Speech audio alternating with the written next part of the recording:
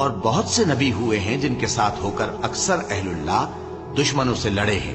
تو جو مصیبتیں ان پر اللہ کی راہ میں واقع ہوئیں ان کے سبب انہوں نے نہ تو ہمت ہاری اور نہ بزدلی کی، نہ کافروں سے دبے، اور اللہ استقلال رکھنے والوں کو دوست رکھتا ہے۔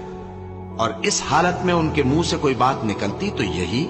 کہ اے پروردگار، ہمارے گناہ اور زیادتیاں جو ہم اپنے کاموں میں کرتے رہے ہیں معاف فرما، اور ہم کو ثابت قدم رکھ اور کافروں پر فتح عنایت کر۔ تو اللہ نے ان کو دنیا میں بھی بدلہ دیا اور آخرت میں بھی بہت اچھا بدلہ دے گا، اور اللہ نیکوکاروں کو دوست رکھتا ہے۔ مومنوں، اگر تم کافروں کا کہا مان لوگے تو وہ تم کو الٹے پاؤں پھیر کر مرتد کر دیں گے، پھر تم بڑے خسارے میں پڑ جاؤ گے۔